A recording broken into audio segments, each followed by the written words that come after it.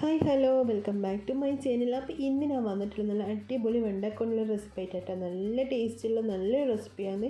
നമുക്ക് ചോറിൻ്റെയും ചപ്പാത്തിയുടെ കൂടെയും ദോശയുടെ കൂടെയും ഒക്കെ കഴിക്കാൻ വേണ്ടി പറ്റുന്ന നല്ല സിമ്പിളായിട്ടുള്ള നല്ലൊരു റെസിപ്പി ആയിട്ടാണ്. അപ്പം നമുക്കിത് എങ്ങനെ ഉണ്ടാക്കി നോക്കിയാലോ. അപ്പോൾ നമുക്ക് ആദ്യം തന്നെ മിക്സിയുടെ ജാറിലേക്ക് 2 മീഡിയം വലുപ്പത്തിലുള്ള തക്കാളി പോലെ ചെറുതായിട്ട് കട്ട് ചെയ്ത് ഇട്ട് കൊടുക്കാം കേട്ടോ. ഇനി ഇതിൽ വെള്ളമൊന്നും ചേർക്കാതെ നന്നായിട്ടൊന്ന് അരച്ചെടുക്കാം. നമുക്ക് ഇതുപോലെ നന്നായിട്ട് അരച്ചിട്ടെടുക്കുക. ഇനി നമുക്കൊരു പാത്രം വെച്ചതിന് ശേഷം അതിലേക്ക് 1 ടീസ്പൂണോളം വെളിച്ചെണ്ണ ഒഴിച്ച് കൊടുക്കുക. അതിലേക്ക് ഒരു 1/4 ടീസ്പൂണോളം കടുക് ഇട്ടിട്ട് നന്നായിട്ട് പൊട്ടി വരുന്ന സമയത്ത് നമുക്കിതിലേക്ക് 2 ചുവന്ന മുളക് ചെറുതായിട്ട് കട്ട് ചെയ്തിട്ട് ഇതിലേക്ക് ഇട്ട് കൊടുത്തിട്ട് അതിൻ്റെ കളർ മാറി വരുന്ന സമയത്ത് അതിലേക്ക് ഒരു 1/4 ടീസ്പൂണോളം ജിഞ്ചർ ഗാർലിക് പേസ്റ്റ് ഇട്ട് കൊടുത്തിട്ട് നന്നായിട്ടൊന്ന് വഴറ്റിയെടുക്കുക. ഇനി ഇതിൻ്റെ സ്മെല്ലൊക്കെ ഒന്ന് മാറി വരുന്ന സമയത്ത് നമുക്കൊരു 5-6 വെണ്ടയ്ക്ക ഉണ്ടല്ലോ, അത് ചെറുതായിട്ട് കട്ട് ചെയ്തിട്ട് അത് ഇതിലേക്ക് ഇട്ട് കൊടുക്കാം കേട്ടോ. ഇനി ഈ വെണ്ടയ്ക്ക നമുക്ക് ഈ എണ്ണയിൽ കിടന്നിട്ട് നന്നായിട്ടൊന്ന് വഴറ്റിയെടുക്കണം.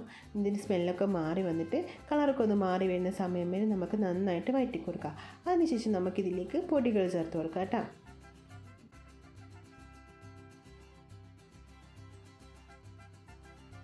ഇപ്പോൾ വെണ്ടക്കയുടെ കളറൊക്കെ മാറിയിട്ട് അതിൻ്റെ സ്മെല്ലൊക്കെ ഒന്ന് നന്നായിട്ട് മാറി വന്നിട്ടുണ്ട്.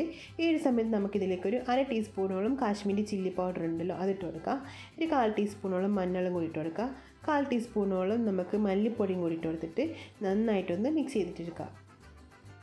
ഇനി നമ്മൾ ഇതുപോലെ നന്നായിട്ട് മിക്സ് ചെയ്തെടുത്തിട്ട് ഇതിൻ്റെ സ്മെല്ലൊക്കെ ഒന്ന് മാറി വരുന്ന സമയത്ത് നമുക്കിതിലേക്ക് നമ്മൾ നേരത്തെ അരച്ച് വെച്ചിട്ടുള്ള തക്കാളിയുടെ പേസ്റ്റ് ഇട്ട് കൊടുക്കാം കേട്ടോ. ഇപ്പം നമ്മളെ പൊടികളെ കളറൊക്കെ മാറിയിട്ട് നല്ല സ്മെല്ലൊക്കെ വന്ന് തുടങ്ങിയിട്ടുണ്ട് കേട്ടോ. ഈ ഒരു സമയത്ത് നമുക്കിതിലേക്ക് നമ്മൾ നേരത്തെ അരച്ച് വെച്ചിട്ടുള്ള തക്കാളിയുടെ പേസ്റ്റും അതിൻ്റെ കൂടെ തന്നെ ഒരു 1/4 കപ്പോളം വെള്ളം കൂടി ഒഴിച്ച് കൊടുത്തിട്ട് ആവശ്യത്തിന് ഉപ്പും കൂടി ഇട്ട് കൊടുത്തിട്ട് നന്നായിട്ടൊന്ന് മിക്സ് ചെയ്തെടുക്കാം.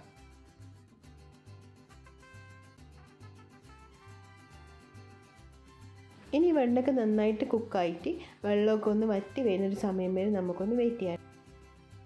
ഇപ്പോൾ വെണ്ടയ്ക്കൊക്കെ നന്നായിട്ട് വെന്ത് വന്നിട്ടുണ്ട്. ഈ ഒരു സമയത്ത് നമുക്കിതിലേക്ക് ഒരു 1/4 ടീസ്പൂണോളം കുരുമുളക് പൊടിയും ഒരു 1/4 ടീസ്പൂണോളം ഗരം മസാലയും കൂടി ഇട്ട് കൊടുക്കുക. എന്നിട്ട് നന്നായിട്ടൊന്ന് മിക്സ് ചെയ്ത് കൊടുക്കുക. ഇപ്പോൾ ഇത് നമ്മളെ പൊടികളൊക്കെ നമ്മൾ നന്നായിട്ട് മിക്സ് ചെയ്തിട്ട് നമ്മൾ കറി നന്നായിട്ട് കുറുകി വന്നിട്ടുണ്ട് കേട്ടോ. ഈ ഒരു സമയത്ത് നമുക്കിതിലേക്ക് കുറച്ച് കറിവേപ്പിലയും കുറച്ച് മല്ലിയിലയും ഇട്ട് കൊടുത്തിട്ട് നന്നായിട്ട് ഒന്നും കൂടി ഒന്ന് മിക്സ് ചെയ്തെടുക്കാം.